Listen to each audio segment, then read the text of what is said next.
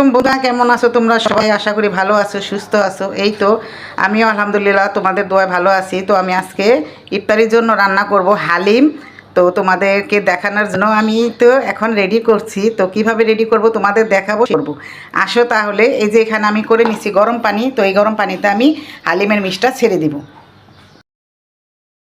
এই তো বন্ধুরা, আমি এখন গরম পানিতে ছেড়ে দিলাম হালিমের মশলাটা। আর আরেকটা মশলা আছে, ওটা রান্নার টাইমে দিব। আর এটা গরম পানিতে দিলে কি জিনিসটা ভিজে ফুলে উঠবো। আগে থেকে ভিজা রাখলে মনে করো জিনিসটা ভিজা ফুলে উঠে অনেকগুলো, বইটা অনেকগুলো। আর না ভিজালে এটা সহজে সিদ্ধ হইতে চায় না। তো বন্ধুরা আমার সাথেই থাকো, আর লাইক কমেন্ট শেয়ার করতে ভুলবে না। ভিডিওটি বেশি বেশি করে শেয়ার করে দিবে, আর আমার পাশেই থাকবে। তো আমার সাথেই থাকো। সিদ্ধ করা হচ্ছে ইফতারির আলুর চপ বানাবো। এখানে বাজার আনা হয়েছে, এটা একটু ধরো তো। এই যে বাজার, গিটুটা একটু খোলো। তেল, চিনি,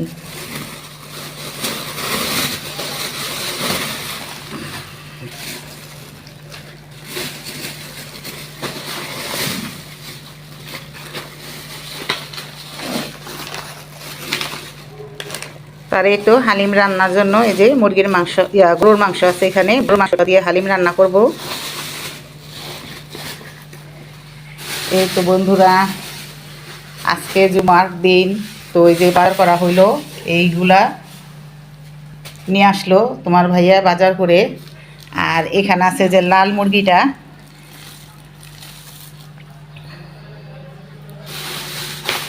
গরুর মাংস।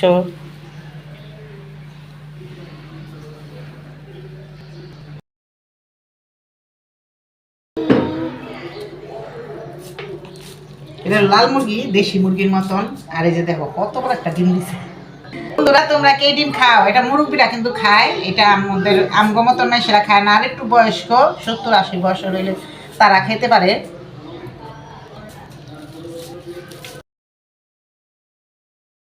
রান্নার জন্য ওই যে আমি এখানে তেল দিয়ে দিলাম।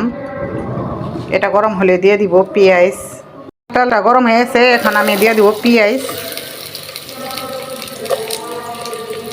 পেঁয়াজটা ভাজা হলে মশলাটা দিয়ে। তো আমি হালিম রান্নার জন্য পেঁয়াজ দিয়ে দিলাম তেলে, আবার দিব পরে ভেজে।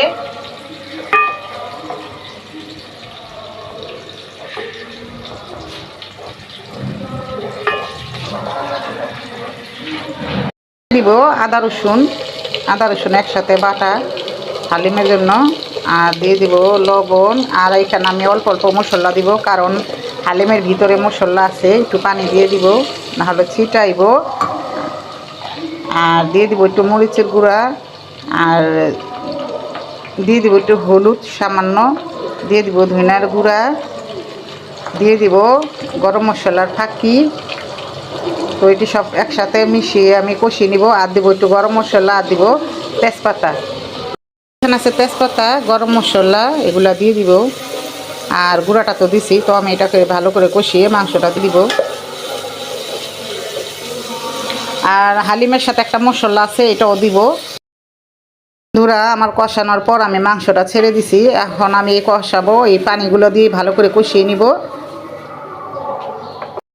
ভিজা রাখছিলাম গরম পানি দিয়া, তো এখন আমি দিয়ে দিব মাংসের ভিতরে।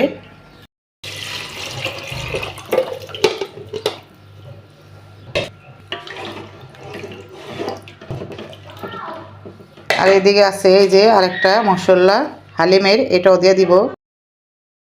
তো বন্ধুরা আমার হালিমটা হয়েছে। আর এই যে পাতলা বলতে আর একটু হবে, হইলে তারপরে এই হালিমটা আরো ঘন হয়ে যাব। তো আমি এখন এটাকে সুন্দর করে সাজিয়ে নিব। তো আমার সাথেই থাকো। তোমরা আমার হালিমটা হয়ে গেছে। তো এখন আমি কিভাবে রেডি করব তোমরা দেখতে থাকো আমার সাথে। এই তো বন্ধুরা আমার হালিমটা রেডি হয়ে গেল। তো কিরম হয়েছে কমেন্টে জানায়ও। তো সবাই ভালো থাকবা, সুস্থ থাকবা, সবার জন্য সবাই দোয়া করবা। আর আমার ভিডিওটা বেশি করে শেয়ার করে দেবে, লাইক করে দেবে, কমেন্ট করে দেবে। আল্লাহ হাফেজ।